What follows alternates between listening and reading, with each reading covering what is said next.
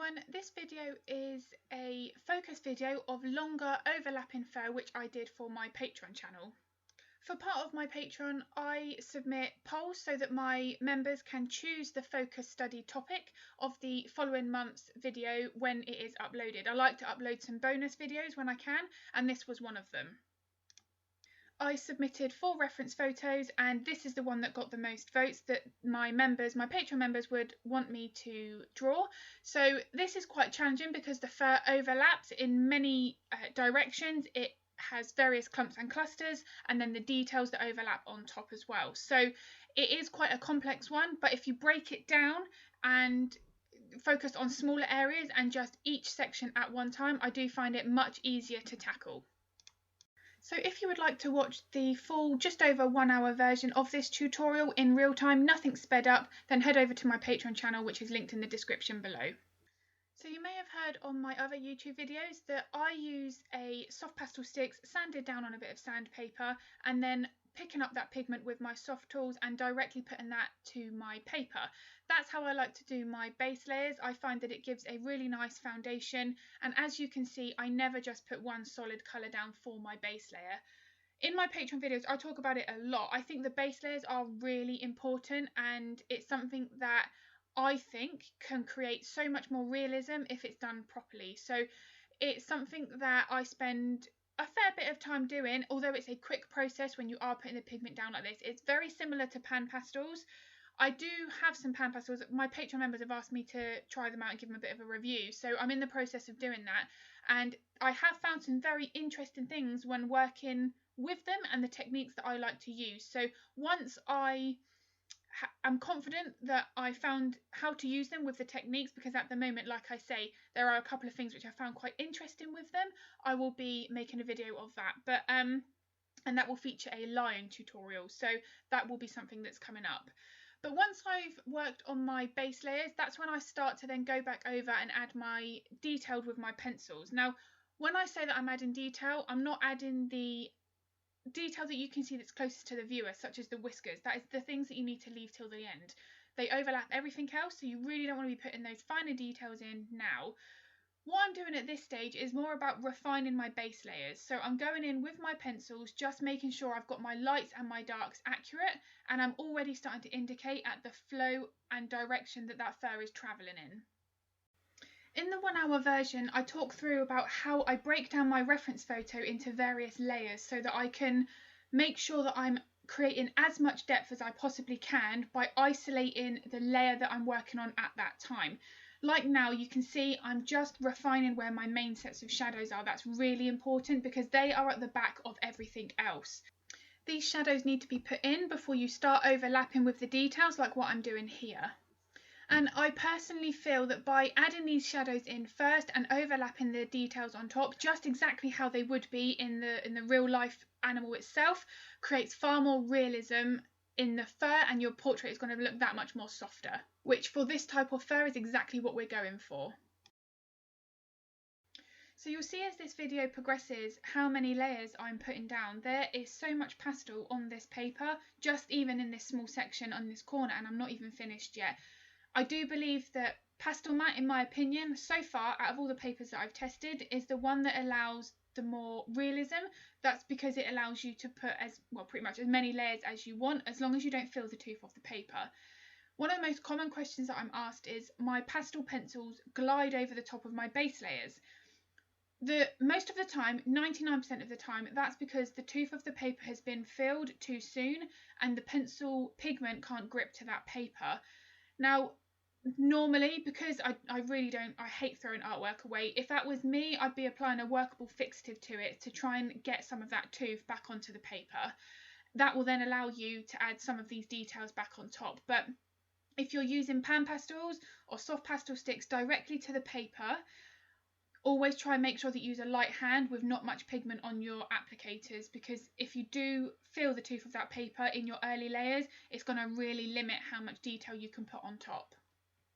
One thing to bear in mind with fixatives, if you use a fixative at the end of your drawing, once it's finished, it can, and it probably will, every single fixative I've tried does, adjusts the colour and the tone. So do bear that in mind. But if you are just using it as a workable fixative, then it doesn't really matter that the colour and the tone shifts, because you're going to be adding layers on top. So it's just something to bear in mind if you are someone that likes to use a fixative at the end. I personally don't. My preferred way is I mount them myself, or I get my framer to do it, and then I send those out to my clients ready to just put straight into a frame. When you are drawing fur like this that does overlap, that changes direction, it can become quite confusing. One of the other common questions that I'm asked is, I often lose where I am on my reference photo, and that is something that I can totally associate with, because I know that it's something that I struggled with. The one thing that I find really useful is I like to pick reference points on my photo. So I'll have my reference on the tablet next to me, and I will look at that and I'll go, right, I'm going to map in the main 2, 3, 4 sets of curls, or the main clumps of fur, and then I know that I've got them in the right place from the start. And then I start mapping in my fur and my curls around it, so that when I look back at my reference photo, I can quite quickly see exactly what I'm working on that reference photo, so that there's not ever any doubt as to what fur I'm drawing, what curl I should be working on. In my Patreon videos, I do list the exact pencils that I'm using, and in the video I try and actually say the colour that I'm using, or give the number of that pencil. That being said, colour is not the be all and end all. It's your tones, your lights and your darks. If you have a portrait and you get that colour 100% spot on, but you don't have your contrast correct, that artwork is not going to appear as realistic. Compared to a portrait that the contrast is spot on, and you've got your lights light enough and your darks dark enough, but the colour is ever so slightly off, that portrait is going to draw more attention than the other one, because your contrasts are correct. Because something to bear in mind in terms of colour, because it's something that I am asked all the time, that I'm not confident with which colour I should select, and how do I layer those pencils and those pastels, or whatever it is that you're using, to get the correct colour. Well, you could take that reference photo of that subject in slightly different lighting, different time of day, indoors, outdoors, and that colour of that fur is going to be slightly different. So as long as you get it close, it doesn't have to be 100% exact, but it does have to be close. Try not to get as fixated on the exact colour as much as your values. Really focus on getting your lights as light as they need to be, and your darks as dark as they need to be. Something to bear in mind when you are working on any pet portrait, regardless if it's a dog, cat or a horse, is the fur direction travels and changes in different ways for a reason. It's never normally random. Now, the main reason for that is it follows the skeletal and muscular structure of that animal. So when you're drawing longer overlapping fur like this study here, it's really important to get the angle and the placement of these curls in the right position, because they are following that bony structure underneath the skin. The bridge of the nose that I'm starting to work on here starts to meet the skull between the eyes. It's going to have more of an angled look to it, because obviously the bridge of the nose is meeting the skull. So it's really important to make sure you get that angle of the fur, like what I'm working on here, in the correct placement, because it's going to change the structure of your animal that you're drawing, which is obviously not what we're going for. So pay really close attention to your reference photo. And what I normally recommend is, if you're struggling with the getting the direction of the fur correct, really take a couple of minutes before you start drawing to really study your reference photo, so that you can try and isolate where these areas change direction and try and understand why they change direction. For instance, this area here that I'm working on, this is a large clump of fur that overlaps, and it's actually covering his eye. So this is coming off the top of his eye socket and the top of his head, which is why it's going to be overlapping in this way. So it's really important to understand why the fur does that, because I think it will help when it comes to adding these details like what we're doing now. My preferred way of working is by picking a small area, getting that to about 80% complete, and then moving on to the area next to it. I find for me personally, I just work more efficiently, and I like to see a portrait coming together before I move on to the next bit. That being said, if you are someone who likes to do each layer at individually and one step at a time, that is also absolutely fine. It's just my personal preference to work like this. I feel that I can get work done a lot quicker because I'm not at the ugly stage as often as long as I would be as if I did this all in one set layer and then started doing my first layer of detail, my second layer of detail, and so on. So this is just my preferred way of working.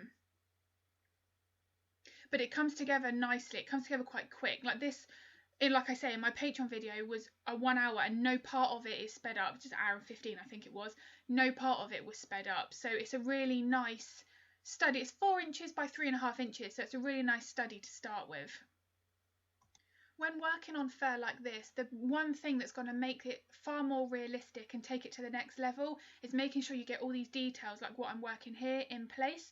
All these final overlapping details that are sitting on top of everything else is what's going to make that, that artwork, that fur, that much more realistic. Now this pencil that I'm using here is the white Caran, the Chinese white, and it's the white that I saved to the very end because it shows up the brightest. It's the most opaque, so because it's that softer lead, it grips that remaining bit of tooth of the paper really nicely, and as you can see, shows up really well.